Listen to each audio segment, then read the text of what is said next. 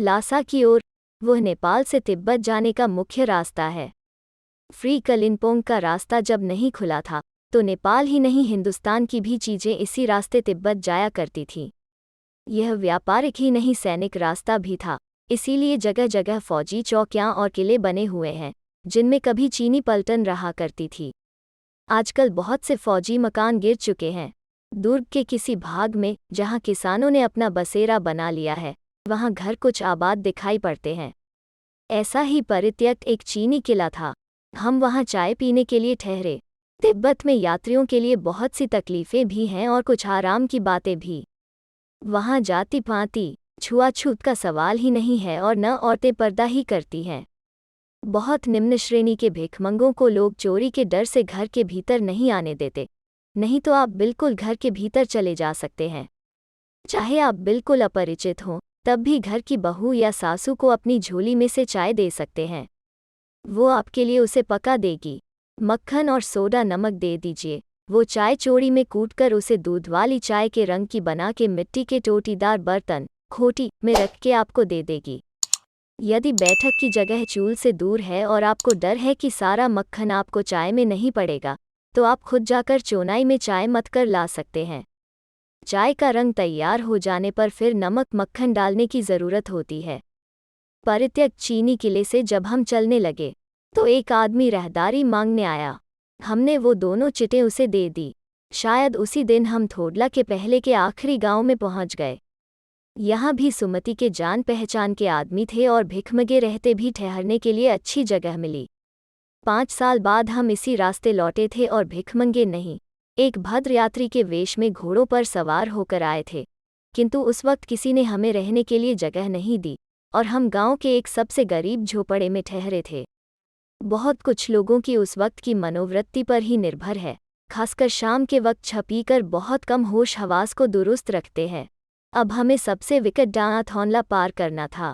डांडे तिब्बत में सबसे खतरे की जगहें हैं। 16-17 हजार फीट की ऊंचाई होने के कारण उनके दोनों तरफ मीलों तक कोई गांव मिरोव नहीं होते। नदियों के मोड़ और पहाड़ों के कोनों के कारण बहुत दूर तक आदमी को देखा नहीं जा सकता। डाकुओं के लिए यही सबसे अच्छी जगह है। तिब्बत में गांव में आकर खून हो जाए तब तो खूनी को सजा भी मिल सकती है, लेकिन इन निर्जन स्थानों में आमियों के लिए कोई परवाह नहीं करता। सरकार खुफिया विभाग और पुलिस पर उतना खर्च नहीं करती और वहां गवाह भी तो कोई नहीं मिल सकता। एक पाने आदमी को मार डालते हैं, उसके बाद देखते हैं कि कुछ पैसा है कि महामार का कानून न रहने के कारण यहाँ लाठी की तरह लोग पिस्तौल कम करना हाक यदि जान से न मारे तो खुद उसे अपने प्राणों का खतरा है। गांव में हमें मालूम हुआ कि पिछले ही साल थानला के पास खून हो गया। शायद सून की हम उतनी परवाह नहीं करते क्योंकि हम भिखमंग थे और जहां कहीं वैसी सूरत देखते, टोपी उतार जीभ निकाल कुची कुची दया दया 1 साल की मांगने लगते।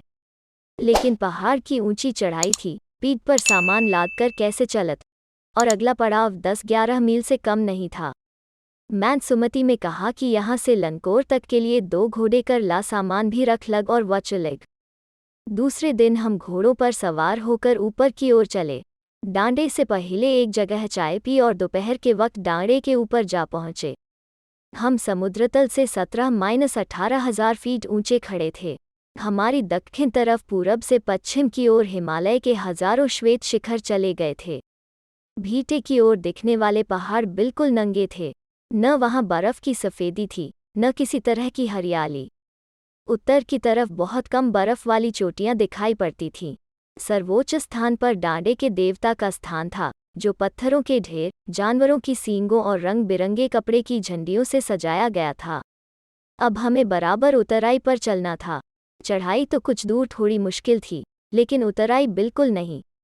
शायद 2-1 और सवार साथी हमारे साथ चल रहे थे। मेरा घोड़ा कुछ धीमे चलने लगा। मैंने समझा कि चढ़ाई की थकावट के कारण ऐसा कर रहा है और उसे मारना नहीं चाहता था। धीरे धीरे वो बहुत पिछड़ गया और मैं दोनों क्विक्स्तों की तरह अपने घोड़े पर झूमता हुआ चला जा रहा था। जान नहीं पड़ता था कि घोड़ा आगे जा रहा है या पीछे। जब मैं जोर देने लगता तो वो और सुस्त पड़ जाता। एक जगह 2 रास्ते फूट रहे थे। मैं बाएं का रास्ता ले 1.5 मील चला गया। आगे एक घर में पूछने से पता लगा कि लंकार का रास्ता दाहिने वाला था। फिर लौटकर उसी को पकड़ा। 4-5 बजे के करीब मैं गांव से मील भर पर था तो सुमति इंतजार करते हुए मिले।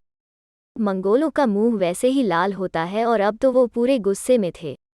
उन्होंने कहा, मैंने 2 टोकरी कंडे डाले, 3-3 बार चाय को गर्म किया। मैंने बहुत नरमी से जवाब दिया, लेकिन मेरा कसूर नहीं है मित्र। देख नहीं रहे हो कैसा घोड़ा मुझे मिला है? मैं तो रात तक पहुंचने की उम्मीद रखता था। खैर सुमति को जितनी जल्दी गुस्सा आता था उतनी ही जल्दी वह ठंडा भी हो जाता था। लंकार में वो एक अच्छी जगह पर ठहरे थे। यहाँ भी उनके अच्छे यजमान थे। पहले चाय मत खाया गया, रात को गर्मागर्म थुपा मिला। अब हम तिरी के विशाल मैदान में थे जो पहाड़ों से घिरा टापू सा मालूम होता था, जिसमें दूर एक छो पहाड़ी मैदान के भीतर दिखाई पड़ती है। उसी पहाड़ी का नाम है तिकी समाधि गिरी। आसपास के गांवों में भी सुमति के कितने ही यजमान थे। कपड़े की पतली पतली चिरी बत्तियों के गंडे खत्म नहीं हो सकते थे, क्योंकि बोधगया से लाए कपड़े के खत्म हो जाने पर किसी कपड़े से बोधगया का गंडा बना लेते थे। वो अपने यजमानों के पास जाना चाहते थे। मैंने सोचा यह तो हफ्ता भर उधर ही लगा देंगे। मैंने उनसे कहा कि जिस गांव में ठहरना हो उसमें भले ही गंडे बांट दो, मगर आसपास के गांवों में मत जाओ, इसके लिए मैं तुम्हें लासा पहुंचकर रुपए दे दूंगा। सुमति ने स्वीकार किया। दूसरे दिन हमने भरिया ढूंढने की कोशिश की, लेकिन कोई न मिला। सवेरे ही चल दिए होते तो अच्छा था, लेकिन अब 10-11 बजे की तेज धूप में चलना पड़ रहा था। तिब्बत की धूप भी बहुत कड़ी मालूम होती है। यद्यपि थोड़े से भी मोटे कपड़े से सिर को ढांक लें तो गर्मी खत्म हो जाती है। आप 2 बजे सूरज की ओर मुंह करके चल रहे हैं। ललाट धूप से जल रहा है और पीछे का कंधा बर्फ हो रहा है। फिर हमने पीठ पर अपनी अपनी चीजें लादी, डंडा हाथ में लिया और चल पड़े। यद्यपि सुमति के परिचित तिकी में भी थे, लेकिन वो एक और यजमान से मिलना चाहते थे, इसलिए आदमी मिलने का बहाना कर शेखर विहार की ओर चलने के लिए कहा। तिब्बत की जमीन बहुत अधिक छोटे बड़ी जागीरदारों में बंटी है। इन जागीरों का बहुत ज्यादा हिस्सा मठी विहारा के हाथ में है। अपनी अपनी जागीर में हर एक जागीरदार कुछ खेती खुद भी कराता है, जिसके लिए मजदूर बेगार में मिल जाते हैं।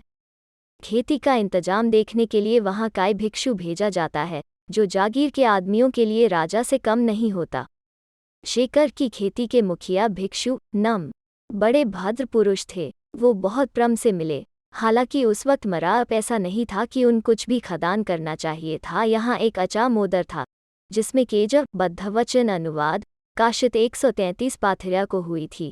भरा जागर भी वहीं लगा। वो बड़े मोटे कागज पर अच्छे अक्षरों में लिखी ही थी। एक 1515 सेर से कम नहीं रही होगी।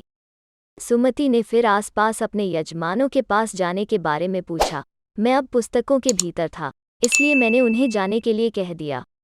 दूसरे दिन वो गए। मैंने समझा था 2-3 दिन लगेंगे, लेकिन वो उसी दिन दोपहर बाद चले आए। तिरी गांव वहां से बहुत दूर नहीं था। हमने अपना अपना सामान पीठ पर उठाया और पिन नम से विदाई लेकर चल पड़े।